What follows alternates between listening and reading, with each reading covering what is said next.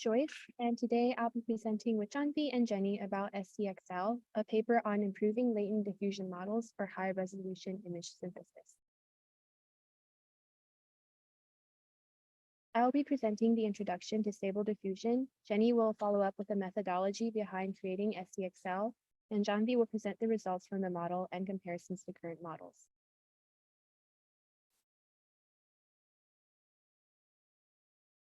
Before we begin with SDXL, we have to first ask what Stable Diffusion really is. In simple terms, Stable Diffusion is a latent text-to-image diffusion model. It takes in a text prompt as input, goes through some Stable Diffusion process, then outputs the desired image. To begin explaining, let's start with diffusion model. The diffusion model is a form of deep learning model that generates new data by gradually removing noise. In Stable Diffusion, the model is trained through forward diffusion, where input images are slowly masked by noise. Then it uses reverse diffusion, as seen on the image in the slide, to gradually remove predicted noise to shape the image into the desired output. However, to perform this process on thousands and hundreds of thousands of pixels, it is very computationally expensive, which brings us to the latent model. The latent model compresses images into a lower resolution so that it is easier to work with. It uses a variational autoencoder to first transform the image into the latent space. Then at the end, the decoder will transform the smaller image into the output. Lastly, Stable Diffusion uses a text-to-image process to control the output. It processes the image in the text input and generates a noise predictor to assist in the output generation.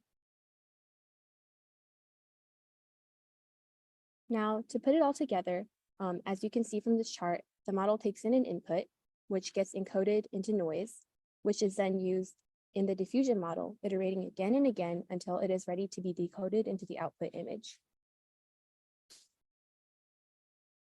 SDXL builds on the Stable Diffusion model, along with other modifications that Jenny will present next, by expanding the UNet backbone to allow for more parameters from 265 million to 2.6 billion. It also introduces two new conditioning techniques and a separate refiner model. Lastly, SDXL was created to be an open model, so its code can be found online for future development.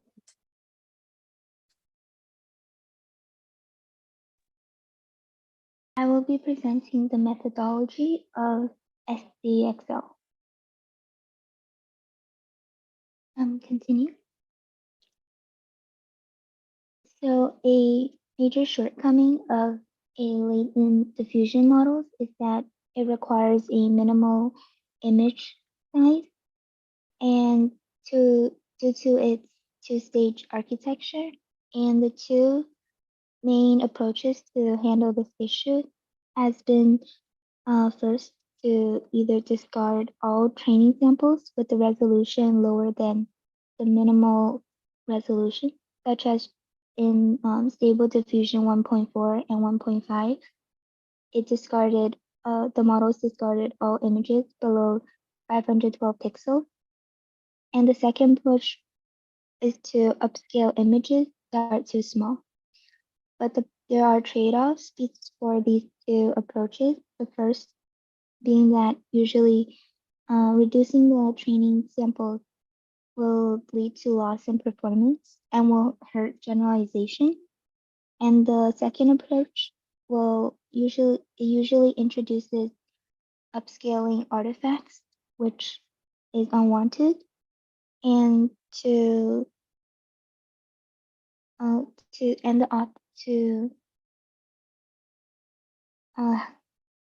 help this issue, the authors propose micro-conditioning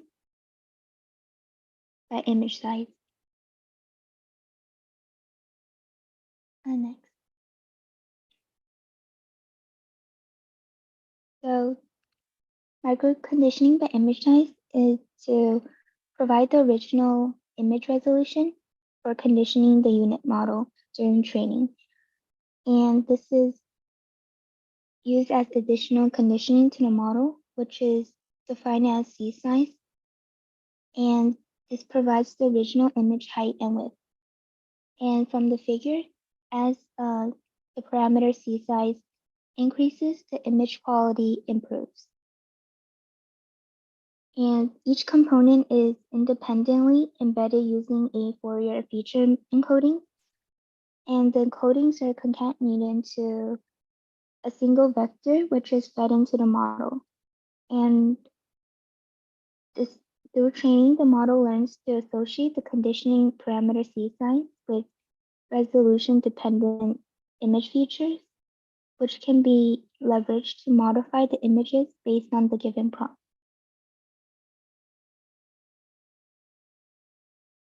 And to assess the effects of the conditioning technique, 3 LDMs were trained and evaluated on class conditional ImageNet at 512 by 512 images.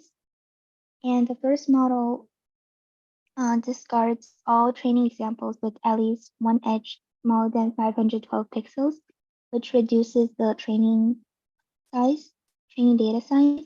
And the second model uses all training examples, but without the proposed size conditioning. And the third model uses the size conditioning and in the training data set. And on the left, you can see the metrics of the 3 models, and the third model, which is the model using size conditioning, outperforms the other 2 models.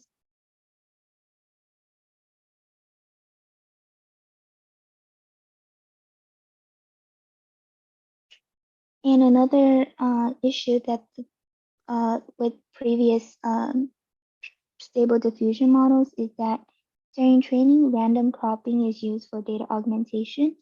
However, this also leads to leaking into the generation process. And in the figure as shown, Stable Diffusion models 1.5 and 2.1, the objects in the images are not, some of them are not object-centric. However, in comparison to SDXL, images are object-centric.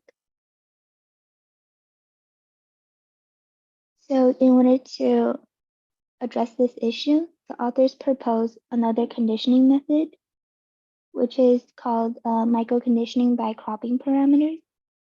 And essentially how this works is during data loading, we apply uniform sample crop coordinates known as C top and C left. And this determines the amount of pixels cropped from the top left corner along the height and width axes. This is then fed into the model through Fourier feature embeddings.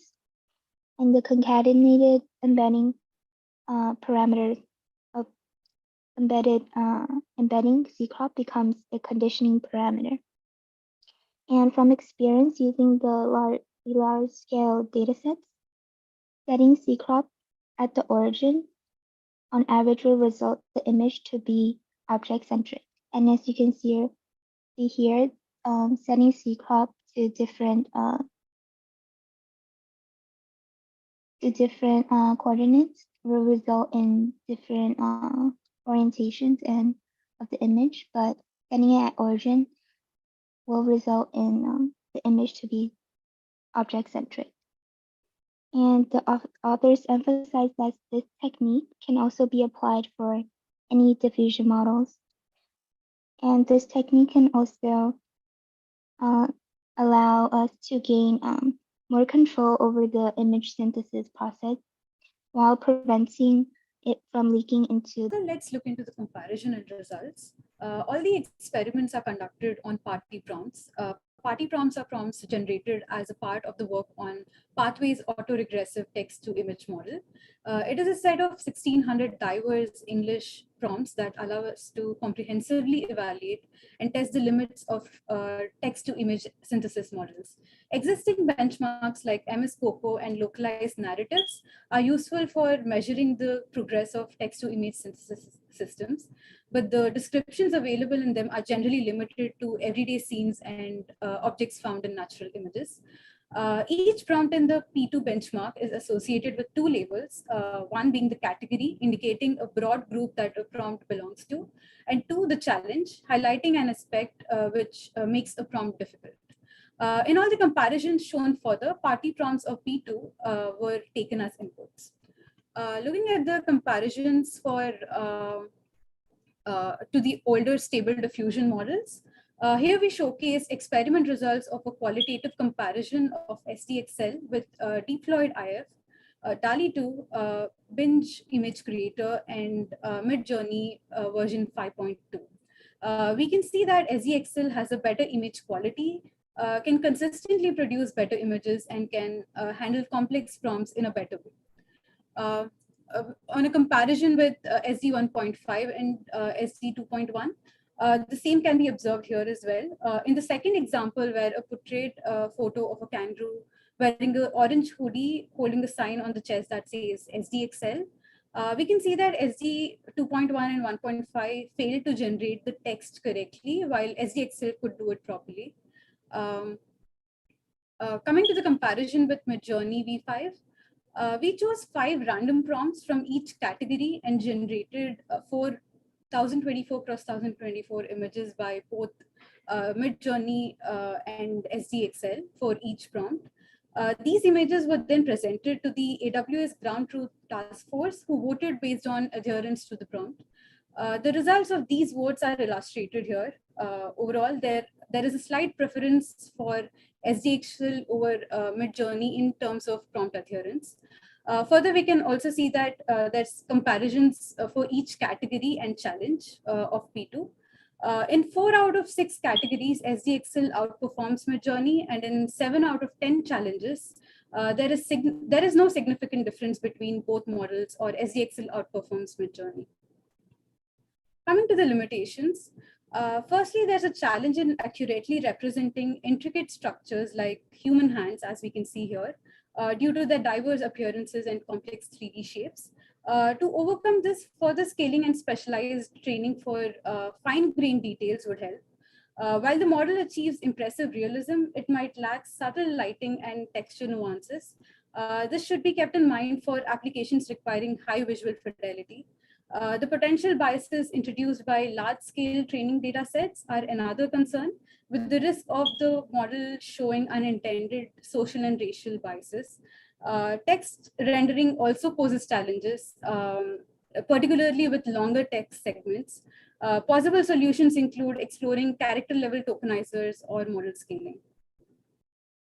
Coming to the future scope, while we achieve significant improvements in synthesized image quality, prompt adherence and composition, there are a few aspects for which the model may be improved further. One of them being single stage enhancement. Currently, we generate the best samples from SDXL using a 2-stage approach with an additional refinement model. This results in having a load.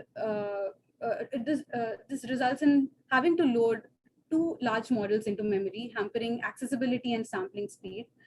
Future work can investigate on ways to provide a single stage of equal or better quality. Then we can look into text synthesis enhancement. While a larger text encoder helps to improve the text rendering capabilities over previous versions of Stable Diffusion, incorporating byte-level tokenizers or simply scaling the model to larger sizes may further improve text synthesis.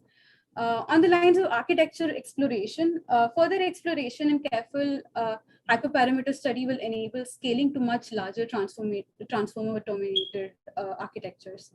While our improvements over the original Stable Diffusion model are significant, they come at the price of increased inference cost, both in VRAM and sampling speed. Further work will thus have to focus on decreasing the compute needed for inference and increasing the sample speed. This brings us to the end of this reading group discussion. We would be happy to take up any questions if there are. Thank you.